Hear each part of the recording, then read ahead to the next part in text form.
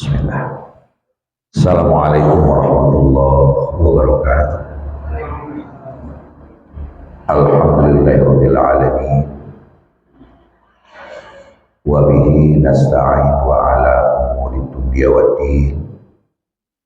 Asyhadu an la ilaha illallah wahdahu la syarika lah. Wa asyhadu anna Muhammadan abduhu wa rasuluhu sallallahu alaihi wasallam la nabiyya ba'da amma ba'd. أعوذ بالله من الشيطان الرجيم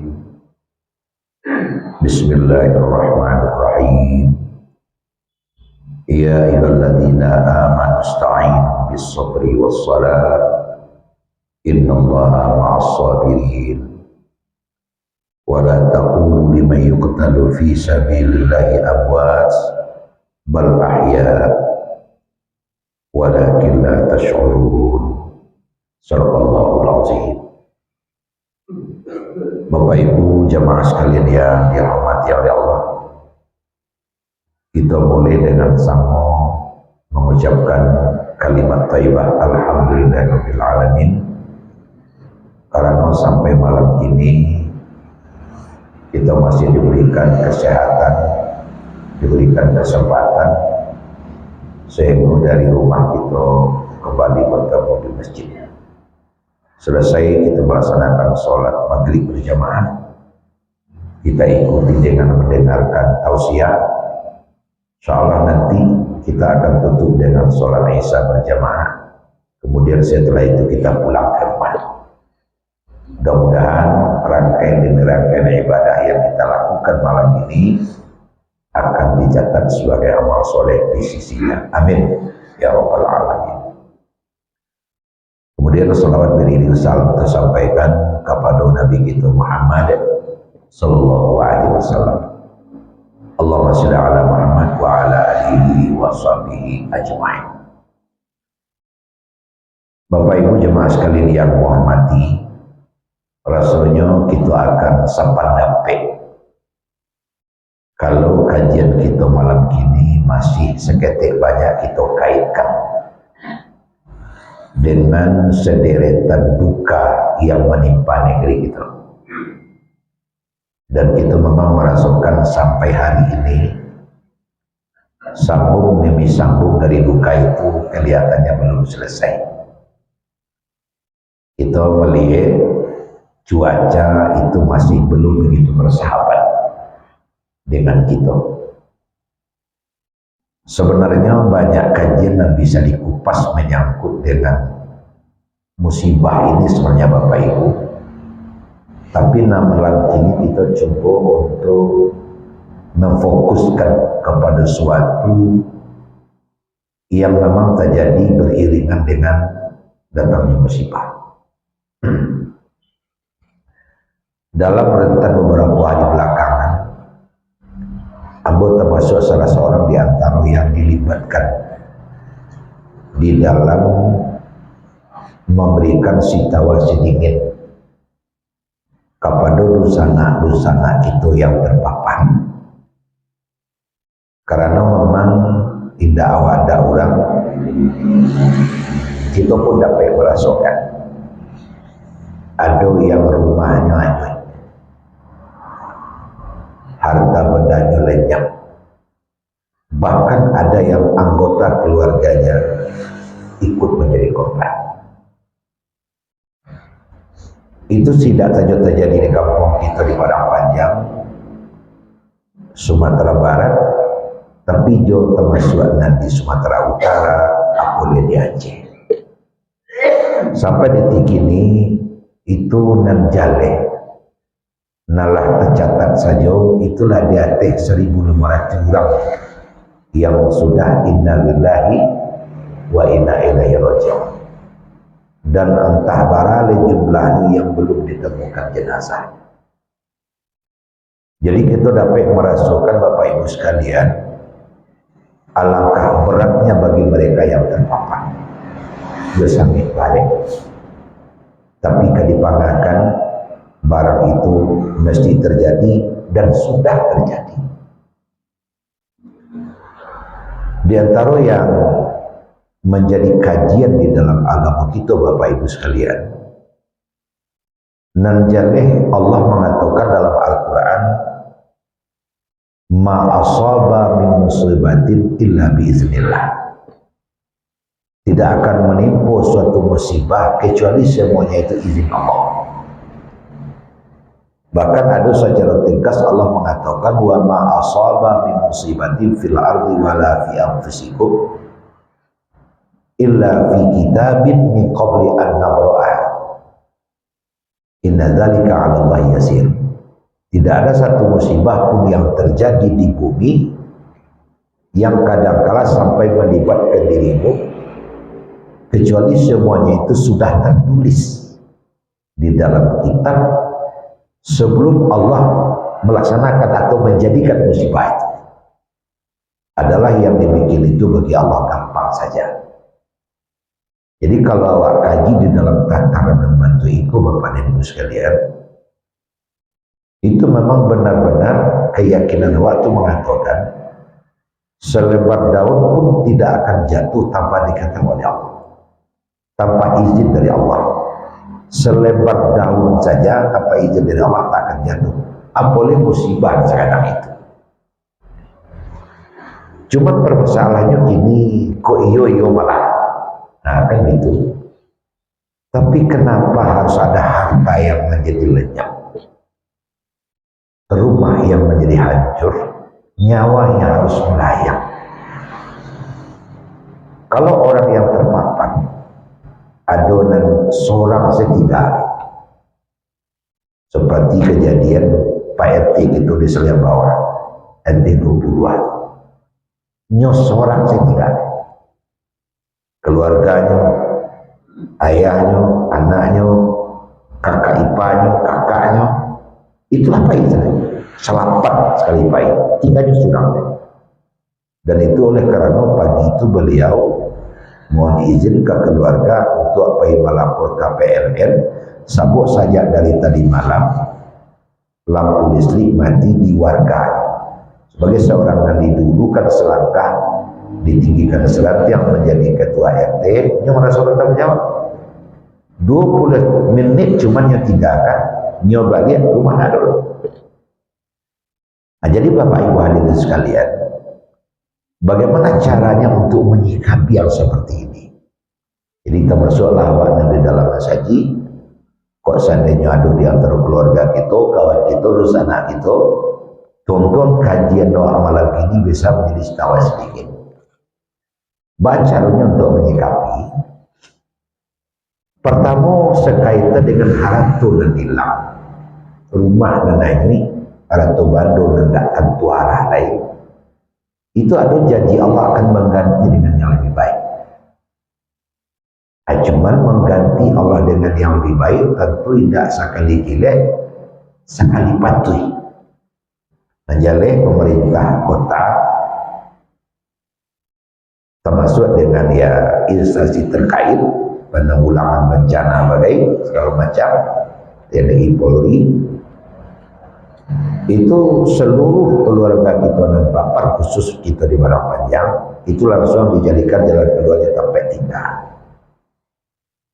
Itu ada yang di Rusunawa, ada yang disewakan rumah selama 3 bulan. Nah setelah itu akan ada, dan itulah komunikasi Pak Wadi dengan pemerintah pusat. Bagi nanado rumah masih dipelok, bagi rumahnya tidak ada, dia ada tanah. Tapi dengan syarat tanah itu memang layak dibuat bangunan di situ. Kalau tapi ngarelu balik tidak. Nah, layak. Baik di Padang Panjang maupun di 2 Padang Panjang dibuat di situ. Lika jadi di Singalang itu di tanah datar itu Pak Wadi sampai kelakar, pokoknya jangan minta gue di Jakarta salah. Itulah itu semacam usaha dilakukan oleh beliau dengan Kementerian Perumahan Pusat. Mudah-mudahan Allah akan badil, mengganti dengan yang lebih baik. Itu yang pertama. Kemudian yang kedua, bagaimana dengan anggota keluarga yang bangkit? Nah Bapak Ibu, cara menyikapinya adalah seperti ini. Kita semua tahu bahwa setiap kita oleh Allah kanlah ditetapkan ajal. Likulli ummatin ajal. Wa ma kana li nafsin an tamuta illa bi idznillah kitabun majala. Seseorang tidak akan menemui mati kecuali benar-benar sesuai dengan kitab ajal yang sudah ditentukan oleh Allah. Masalah dalam saji gini, bila, di mana, dalam situasi bagaimana, itu sudah ada ketetapan Allah. Sebab apabila ajal telah tiba, dia tidak akan memandang situasi dan kondisi, tidak memandang tempat dan lokasi. Di rumah bisa, di luar rumah tidak masalah. Di auto ada kejadian, di pesawat ada juga kejadian. Sedang di pasar banyak, sedang bersama-sama boleh, sedang sholat ada juga, bahkan ada yang sedang memberikan ceramah. Seperti Ustaz ya kalau sedang memberikan ceramah. 5 tahun malam kini COVID-19 bukan bisa saya terjadi, bisa saja. Jadi kalau seandainya memang kejadian untuk apa beko naramai mau kejadian tolong seuri itu saja. Sedang mendengarkan ceramah kita juga. Wa ma tadri nafsu bi ayyi ardin tamut, tidak ada seorang pun yang tahu kapan dan di mana. Boleh tak tulisan aja mengecek. Sebut nanti itu tombolnya tidak di awal. Yas'alunaka 'anir roh kulli roh min amri rabbi. Jika kau ditanya wahai Muhammad tentang masalah roh, termasuk bila kelapir dari badan, jawab saja itu urusanku. Nanti aku tidak diajarkan oleh Allah kawan. Kalau cupak tulah panuh, liter tulah panuh, yang meleleh sulam saja. Sakit tidak menjadi syarat untuk mati. Sehat tidak penghalang untuk mati. Tua juga tidak menjadi syarat. Muda pun juga tidak menjadi penghalang. Kalau jatuh, mubang jatuh.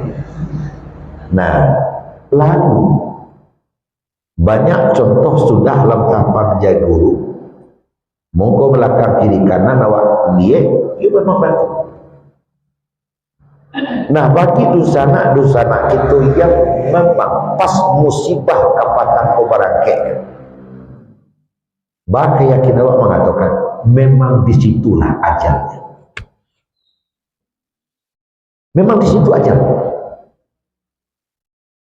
Iba kok serentak memang Allah menetapkan bentuk nan dusana keluarga PRT 20 waktu memang Allah mentakdirkan serentak selama 2 tahun.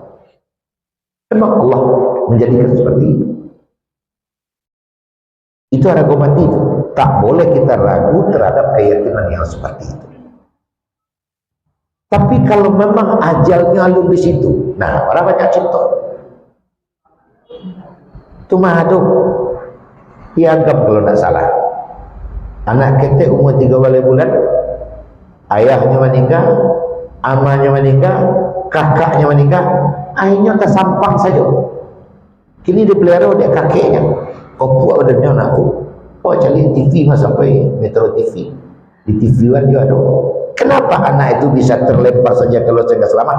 Ajarnya lebih boleh. Ajarnya lebih boleh. Ada harus anak kita di jembatan kembar itu, kampungnya Malaysia. Tiba di situ di jalan runtuh, tapi batadu di sana. Orang kelo mau, pergi menyapi ajalnya ke situ. Malah ada yang ditolong, kecik komandan, tolong pergi ke bawah, ambil auto di situ, putar ke bawah balik, sebut betul lah runtuh. Apa ini berdua? Orang kejadiannya. Ajalnya sudah di situ. Khusus nampak RT mampunya tinggalkan pulau jabatan Kambatu selama 20 menit. Sekonya selama seorang ajalnya belum datang. Tapi itu menyikapi. Nah Bapak Ibu hadirin sekalian, ada yang mengatakan ya nak bokete ruya. Tadi kali disambut Allah mengatakan dalam surah Haji, sayalah yang mengeluarkan kamu dari perut ibumu, mayyutawafa, ada yang langsung aku wafatkan, ada yang dia lagi umur seketek, ada yang dewasa, ada yang kami lagi umur laruinyo sehingga lo muarinya ini banyak teman ada je lerah aja. Baca jadi kembali kita kepada konsep ajal. Itulah cara jawabannya. Ketika kini lebah untuk menambahkan diri, bah untuk bersabar menerima apa adanya. Oh barek wajar manusiawi. Tetapi keyakinan kita mengatakan disitulah ajal. Itu yang pertama Bapak Ibu. Dan kedua,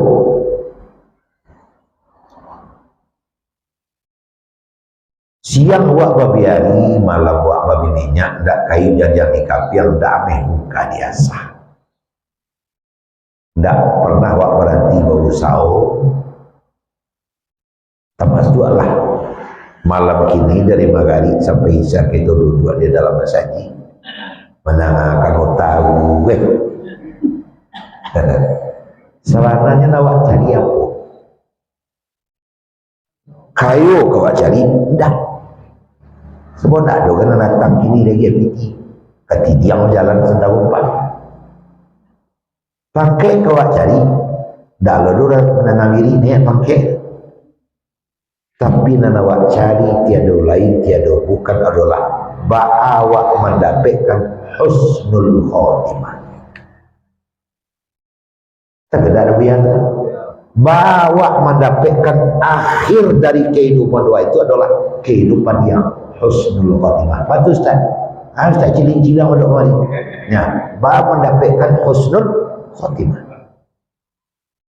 Sehingga awak selalu berdoa, Allah mahtim alaina bi ahsanil khotimah wa la tahtim alaina umurana wa ajalana bisu'il khotimah. Itu doa. Ya Allah, akhirlah kehidupanmu dengan akhir yang baik, dan jangan kau akhiri kehidupan kamu dengan akhir yang jelek. Kau selalu doakan. Karena kalaulah diakhiri kehidupan awak dengan husnul khotimah, itu serumur di tangan. Sebab selangkah lagi langsung masuk surga. Kalau husnul khotimah, pada kali dua mendapatkan husnul khotimah. Sebab terminal terakhir yang awak ingin kawanan nanti surga jannatul naim. Tak ada alasan. Itu yang awak inginkan. Rabbana atina fid dunya hasanah wa fil akhirati hasanah wa qina azabannar. Tidak awak di neraka masuk ke dalam surga. Syaratnya dapatkanlah husnul khotimah. Nah Bapak Ibu hadirin sekalian, salah satu di antara yang tak perlu diragukan lain bahasa yang bersangkutan mendapat husnul khotimah, mati syahid. Nah, kalaulah syahid matinya, itulah dengan husnul khotimah. Nah, itu cerita. Nah, Bapak Ibu hadirin sekalian, awak dalam saji banyak Pak mau Bapak Ibu dia mau mati syahid. Lahi itu malah amu akini, itu kesudahnya. Akini, ya kanlah disabui tadi, itu Allah yang punya kuasa. Bilonya, dimanya itu Allah yang punya kuasa.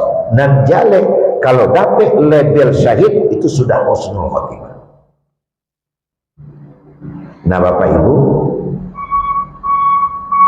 seketika aku menyampaikan ada yang bertanya, ya kalau syahid ya tentu para nubi para awak diangkat senjata bayawak parang dilawan orang kafir, tertembak wak orang kafir, dibunuhnya wak orang kafir, baru mati syahid wak. Tidak salah lagi nama tanya, cuma lalu nangkok Nah, memang itu mati syahid. Kalaulah seandainya syahid itu hanyalah mengangkat senjata, harus maju ke medan perang, dibunuh oleh orang kafir. Kau merasa ibu-ibu kau ambil surah pergi barang ke serang lah nama lu. Nah mungkin ya no saya tak tahu anda. Aja beko jadi ada mangkek senjata. Tidak jadi ada barang. Kalau seandainya syahid itu hanyalah harus perang, tentu awak di zaman ini, zaman kini tidak dapat syahid awak. Sebab tak ada parang, dan parang itu tak harus parang-parang. Bantu parang yang terjadi di sana kita ada satu tampik di Sumbar pada barat, parang antar suku itu tak syahid. Memperabuin batik parak, anda syahid melawan orang kafir menegakkan agama Allah. Nah, kan harus mengutus lu apa ibu ke Palestina kesudahnya tu. Anda mungkin ya anda ketek-ketek baru itu ke Jawa dapat. Nah ternyata syahid itu bukan hanya diperoleh dengan maju ke medan perang. Kecil Nabi kita asyahid khamsah, syahid itu ada 5 macam. Jadi tidak semacam orang. Pertama, orang dikatakan mati syahid. Jadi ada 5 macam. Dan pertama orang itu dikatakan mati syahid kalau orang itu al-mat'un, mati kena penyakit wabah. Bolehlah seperti COVID kapatang itu syahid. Sebab itu adalah wabah, pohon penyakit tahu. Akhirnya dia sudah berusaha segala macam, ditularinya ada penyakit itu membawa mati, syahid. Al-mat'un. Yang kedua, al-mabtun, sakit perut. Menceret, sakit perut yang bukan main, akhirnya meninggal. Itu termasuk syahid. Yang ketiga, al-gharib, mati karena tenggelam. Aku masuk kategori C. Tenggelam. Boleh bata air, boleh lawi, boleh danau. Mati karena tenggelam. Anyut. Nang kabeh sahibul hadami, mati karena kena ada runtuhan atau di batu atau ditaduk kabau. Nah, kemudian ada yang mengkategorikan perempuan yang meninggal saat melahirkan termasuk syahid. Nah, baru yang kelima, jihad fi sabilillah, yang berjuang maju ke medan perang. Jadi 5. Nah, Bapak Ibu hadirin sekalian, berarti kalau begitu Buya dosana kita nak meninggal sangat musibah kapan tangkap, masukkah kalau berpulang kepada sabda Rasul ini, maka kategori mereka adalah syahid. Karena ada al-gharib, tenggelam, masuk kategori. Sahibul hadami, diimpah runtuh, masuk kategori. Kalau dia termasuk syahid, itu bagaimana? Allah memilih mereka mendapatkan mati terhormat.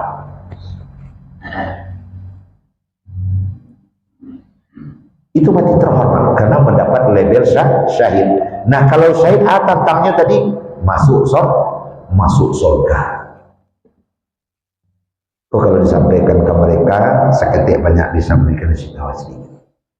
Awak nama sidik sampai kini termasuk ustaz awak, walaupun tinggal dalam saji oi. Lalu tentu tak bakal bentuk mati awak. Kecelakaan di gilas mobil syahid juga.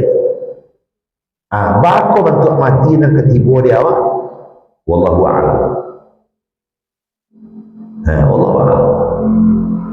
Oleh karena kita tidak tahu, maka kita bersiap untuk itu. Khusus nanti sana kita meninggal saat musibah kapatangkop, di mapun tampeknya, di mapunnya barado, dijumpai kah jenazahnya atau apa ataupun tidak, najale meninggalnya syahid, dan namanya kok syahid akhirat. namanya syahid akhirat. Adonan batanyo kamu melalui YouTube-nya, ada kajian dalam bentuk lain, mungkin dicariannya tidak salah mau bertanya kau dari Kalimantan akhirnya sampai ke Jawa. Bagaimana Ustaz katanya kalau yang bersangkutan selama hidupnya nggak pernah sholat, bagaimana kalau yang bersangkutan selama hidupnya jarang sholat, tak pernah ke masjid, atau juga yang mengadai sabi atau menghadapi jawab iya pun dapat tanya cuma iya lu dapat tanya. Nah Bapak Ibu hadirin sekalian, jawaban pendeknya itulah mulianya sebuah mati syahid. Asalkan yang bersangkutan sudah bermodalkan iman, pernah mengucapkan dan mengakui asyhadu alla ilaha illallah wa asyhadu anna Muhammadar Rasulullah, matinya syahid. Langsung tidak ada lagi timbang dosa pahala, tidak ada lagi hisab.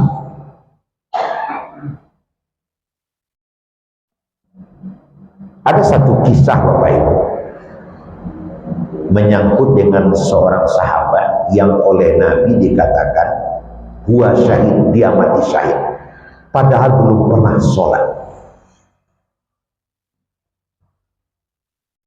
Padahal belum pernah sholat. Namanya Amru bin Haris bin As. Dia adalah salah seorang sahabat Nabi yang dibilang syahid walaupun belum pernah sholat. Intinya begini, di waktu Nabi kita Muhammad SAW sudah pindah ke Madinah, 2 tahun setelah Nabi sampai di Madinah kan terjadi satu perang namanya perang Uhud. Nah kita tahu yang melatar belakangi perang Uhud ini, nah itu sudah ya 3 tahun setelah Nabi sampai di Madinah, dan perang ini terjadi setahun setelah terjadi perang Badar. Salah seorang sahabat Nabi pula bernama Mus'ab bin Umair itu berhasil mengislamkan Bani Ashal dari kaum Aus, kecuali ada satu orang yang belum mengucapkan syahadat, namanya Amru bin Haris. Dia tidak mau bersyahadat. Akhirnya terjadi perang Uhud. Ada salah seorang teman akrabnya namanya Muaz. Dia bertanya kepada Rasul, Muhammad, mana temanku Muaz? Temanmu sudah mengangkat senjata pergi ke Uhud. Oh iya, dia sangat akrab. Muaz, Sa'ad bin Muaz. Nah, Sa'ad bin Muaz namanya. Sa'ad bin Muaz. Sa'ad bin Muaz. Biasanya apa yang dikatakan iya oleh Sa'ad, iya pula katanya. Yang tidak kata Sa'ad, tidak pula katanya. Berarti teman saya Sa'ad itu sudah masuk Islam. Kalau begitu Muhammad, saya yakin sekarang kau adalah Rasul. Saya juga masuk Islam sekarang. Islamkan saya. Langsung disyahadat oleh Nabi. Dan izinkan saya setelah saya bersyahadat, saya akan menyusul teman saya ke Uhud. Setelah dia mengucapkan 2 kalimat syahadat, asyhadu an la ilaha illallah wa asyhadu anna Muhammadar Rasulullah, dia ambil tombak, dia juga pergi ke Uhud. Sampai di Uhud bertemu dengan sahabat-sahabat yang lain. Mengenal satu sahabat lain. Kau kan belum Islam? Saya sudah beriman kepada Rasul. Oh, kalau begitu tidak apa-apa, ikutlah dia perang. Ternyata di dalam perang ini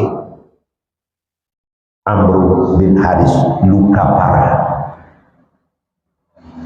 Dan akhirnya luka parahnya itu membawa kematian. Rasul mengetahui bahwa dia sudah meninggal, Rasul pun datang. Rasul mengatakan, Amru bin Haris syahid, dia adalah syahid. Hanya beberapa saat saja, hanya hitungan jam saja, setelah mengucapkan 2 kalimat syahadat langsung perang, langsung syahid. Jangka semayang pada jam semayang tidak pernah, tidak sempat. Tapi Allah langsung melalui Rasulnya bahwa dia sudah syahid. Jadi modal dasarnya apa? Dia sudah masuk kategori beriman karena sudah mengucapkan 2 kalimat syahadat. Nah, Bapak Ibu hadirin sekalian, bagaimana dengan dusana kita nadibu ayah nadibu orang tua, baik dan basuh maupun indah? Ya tentu tidak akan sampai separah itu. Kenapa?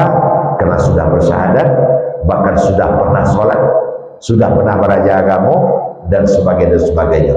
Sehingga keyakinan kita mengatakan syarat untuk mendapatkan syahid sudah sangat dipenuhinya. Sudah sangat dipenuhinya. Kenapa? Karena dia bukan hanya sekedar bersyahadat, tapi sudah mengamalkan berbagai macam ibadah. Lalu yang kedua, Bapak Ibu, setelah saya baca dan saya dalami, ternyata saya temukan lagi. Rupanya Pak Bu, kalaulah pernah bersyahadat, akhirnya bekonya syahid, label kematian nama laki-lakinya adalah husnul khotimah. Ciri orang yang mendapatkan husnul khotimah ini kan la ilaha illallah.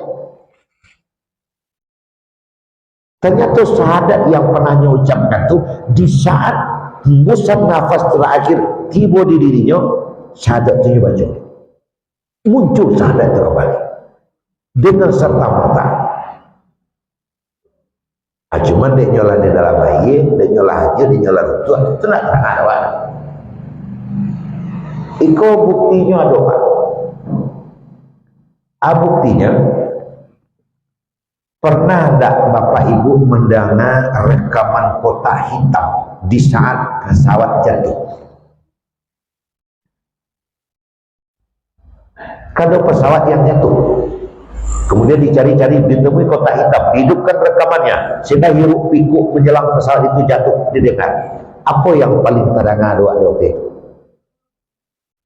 Pada mengucap adu takbir, adu tahlil, Allahu Akbar, la ilaha illallah, sebelum pesawat itu jatuh. Spontan saja keluar, itulah yang membawa dia syahid. Ambo secara pribadi Pak pernah mengalami itu. Tahun 2001 kan Sumatera Utara menjadi tuan rumah MTQ nasional Medan. Ambo hadir di waktu itu, sehingga pas pulang mesti badai bentuk inilah, cuma tidak separah sekarang. Berangkatlah kami, tidak salah, sabalik ulang ke Medan dari pesawat itu, dari Kuala Namu ke Bim. Itu biasanya kalau dalam situasi normal 45 menit ya, dalam darat. Kini kulah 3 jam menuju darat deh. Lah 3 jam menuju darat deh. Berakit kudu 3 sampai 5, lah 5 seberapa tepatah juga. Padahal Pak, 1,5 bulan sebelum itu kasus gunung salah di atas pesawat. Ayolah malah yang pikiran ke situ terus. Hanya dia bu, sampai risiko loh berapa ya kau. Kan manusiawi benar tu, sangat manusiawi. Semua orang rumah mau duduk sebelah suhu, bisa mencari ke bawah. Abang tanya ke orang rumah, lah nampak darat, alun lebang. Lega 10 menit, lah nampak alun lebang. Dia lah 5 kali bertanya, jangan tanya oleh bang zikir sudah lain. Zikir sudah lain. Apa yang mudah ngado itu Pak? Hampir 100% di dalam pesawat itu buka sampai belakang, bertakbir sadolah, buat zikir sadolah. Ada mengaji-ngaji kete, ada la haula wala quwata. Pokoknya dapatnya bacoi. aduna ila ilaha illallah. Angan kru pesawat kenyani yang hanya di sedadu informasi jalan hilang tak apa baik. Nah akhirnya 10 menit sebelum mendarat mencobalah seorang pramugari, bapak dan ibu para penumpang. Setelah 6 kali dicoba untuk mendarat kita dalam badai, dan ini adalah percobaan yang terakhir. Kalau masih belum bisa, mungkin kita mendarat di Pekanbaru Wijaya. Agak tahu kalau sekata. Awak menyangkut tadi kok lama dulu saya, nanti boleh laut Cina Selatan, dulu dia Sulawesi, kopi itu ke Jawa. Akhirnya pas yang terakhirnya coba tembus pak, rupanya pas di bawah hari hujan agak labik, dapat mendarat. Masya Allah di pintu, ndak seketik pesawat tagak, rupanya nggak boleh mendarat, nggak boleh terbang. Adikku gak berani pilotnya seorang termasuk lanang tagak di waktu itu ndak juga terbang pesawat kepresidenan Pak Jokowi. Sehingga pas kami mendarat untuk bisa di terminal menurunkan penumpang, terpaksa suri bercuaca dulu, bertunduk 10 suri baru kami masuk dalam di raminya pesawat. Setelah kami turun Bapak Ibu, ndak bayar raminya bandara itu. Yang melepas busananya pergi masih tetap, baru busananya lu tabang lain. Yang menjemput dan pulang lu timbul sebab lu mendarat lain, sibuk raminya bukan main. Cari itu pesawat jatuh satu. Ujung saja Allah mendarat. Jadi Bapak Ibu ada salah seorang kawan aku kemenak sejunjung kayak itu. Nya panggilannya malin angin tabah ya.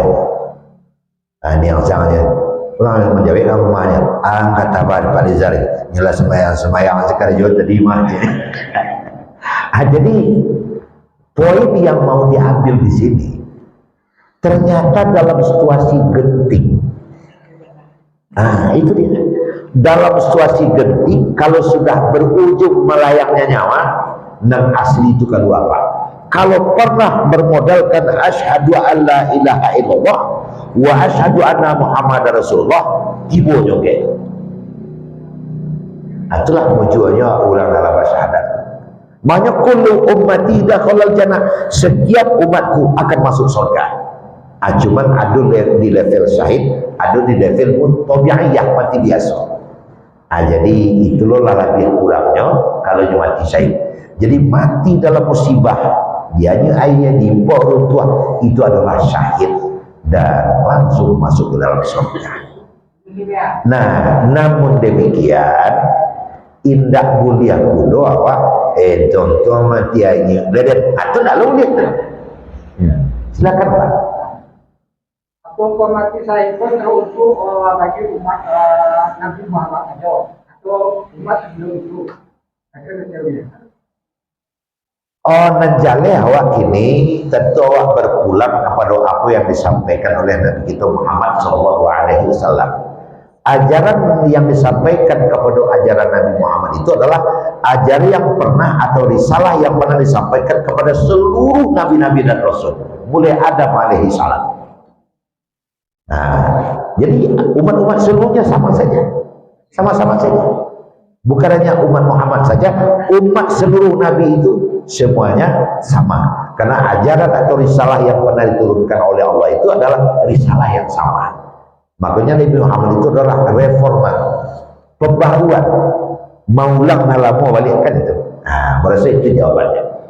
Nah Bapak dan Ibu, Amboraso seketik banyak bisa menjadi tawa sedikit. Itu bagian pertama. Bagian kedua, kalau nyolah dapat level syahid Bapak dan Ibu, aku tidak tanggung-tanggung oleh bagian terakhir ceramah awak. Kalau dia sudah mati syahid, dia tidak akan mengamehi dirinya lagi. Dia berpikir untuk mengamehi nanti dua dirinya. Apa kasihnya biar? Kalau dirinya lah jaleh, masuk ke dalam sarugo. Jadi kalau dia syahid bagaimana? Dia oleh Allah diberikan ruang untuk memberikan syafaat. Dia bisa menolong. Siapa dia tolongnya? Tentu ada kayaknya. Ada 5 yang oleh Allah diberikan prerogatif memberikan syafaat. Nah, jadi Bapak Ibu sekalian, bentuk kita beradu dalam masjid ini, walaupun agak tersedak-sedak untuk masuk surga, dapat syafaat, melucui barang sekali. Nah, siapa yang 5 itu oleh Allah diberikan prerogatif memberikan syafaat? Pertama, malaikat. Kalau sempat malaikat mendoakan kita, atau tidak ada lupa, menjerupui lagi barang kursus surga. Tidak ada itu. Mudah-mudahan kita semuanya didoakan oleh malaikat. Amin. Apa syarat agar didoakan oleh malaikat? Ini mudah sih untuk menafsirkannya, Pak.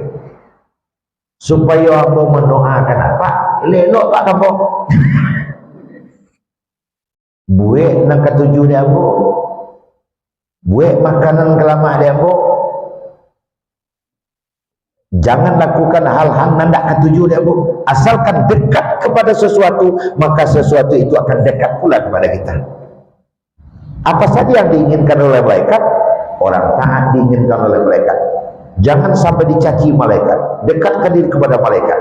Sebab malaikat itu dia akan dekat kepada orang mendekatinya.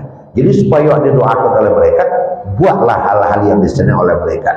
Bagi seorang perempuan yang sangat disenangi malaikat adalah yang perempuan itu menutup auratnya on time. Asal menutup aurat, itu malaikat dakik kanya akan diberikan syafaat oleh malaikat. Itu yang pertama. Yang kedua, yang akan diberikan oleh Allah hak untuk memberikan syafaat para nabi. Dari seluruh nabi yang diberikan prerogatif atau hak memberikan syafaat, nomor satunya Nabi Muhammad SAW. Lah pasti itu umatnya juga syafaat. Lalu dari seluruh umat yang begitu banyak, siapa yang didulukannya? Aktsaruhum alayya shalah, nampal yang banyak masalah awake kayaknya. Itu nanti dia syafaat dulu. Jadi kurang-kurang seketek, kurang membelai, kurang menukuk, setiang memilai, itu bisa syafaat dari Nabi Muhammad. Banyak masalah awake kayaknya. Nah, ketiga adalah siapa lagi? Orang-orang soleh. Orang-orang soleh, para wali Allah yang ibadahnya sangat banyak, yang sangat taat, wali Allah. Nah, para sahabat itu bisa berikan syafaat. Yang di tengah-tengah kehidupannya penuh dengan pahala, penuh dengan ibadah, dia punya prerogatif berikan syafaat. Makanya dekati orang-orang soleh, para ulama yang sesungguhnya, ulamaul khair, ulama yang baik, bukan ulama usuk, bukan ulama jahat. Asalkan dia taat, dekati dia. Dekatlah kepada seseorang, kena taatnya. Jangan awak dakik seorang, bangku dakik kayaknya banyak piti. Itu nak maksud terang. Dekatlah kepada seseorang, kecil, besar, tua, muda, di kota, di kampung, siapapun dia. Tapi dasar awak mendakik kayaknya, karena taat. Kalau kaya semangat. Nah, nan kapek orang yang mati syahid. Orang yang mati syahid, orang yang meninggal dalam keadaan syahid, syuhada, baik syuhada dunia akhirat yang mati dalam perang melawan orang kafir maupun orang-orang mati syahid karena musibah, dia punya prerogatif untuk membantu kawan-kawannya. Jadi kalau ada suami awak yang syahid dalam musibah, kira-kira kalau suami siapa yang pertama kali ditolongnya? Istrinya. Kemudian siapa lagi? Anak-anaknya. Kedua lagi teman-temannya. Yang kelima, yang terakhir, bocah-bocah anak-anak ketek yang meninggal waktu ketek. Dia diberikan oleh Allah kesempatan untuk memberikan syafaat. Ada dalam kisah disebutkan seorang anak kecil, dia berdiri saja di pintu surga. Orang sudah masuk, dia tetap berdiri. Orang sudah masuk, dia tetap berdiri. Ini hadis kabar masa akan datang namanya. Akhirnya malaikat Ridwan datang ke anak ini. Nah, bama kota agak di situ, masuklah naik kamar kau lah tersedia di dalam. Saya tidak mau masuk kecuali dengan kedua orang tua saya. Kecil anak kecil, saya tidak mau masuk kecuali dengan kedua orang tua saya. Oh gitu ya. Tolong carikan orang tuanya, suruh dia masuk bergandengan tangan bertiga. Masuk terunggu orang dek sefang nak kata. Nah, bapak dan ibu tidak ada beda dengan yang lain. Ada seorang suami yang berdiri saja di pintu surga sedangkan dia syahid. Pak, bapak masuk apa? Ambo kalau jarang tidak barang rumah mana masuk. Tentu orang rumah nenek lo. Orang rumah yang solihah.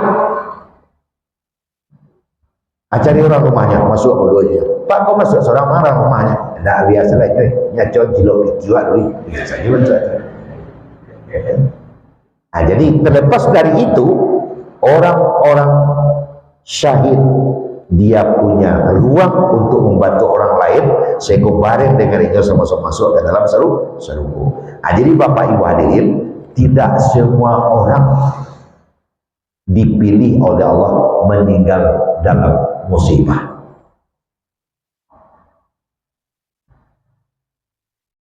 Jadi istilahnya mati mulia. Walaupun demikian, awak nan dalam saji terutama ndak lo boleh baca cito-cito tuang-tuang mati aja lo deh. Tuang-tuang mati di pohon tua lo deh. Ndak lo boleh itu dong.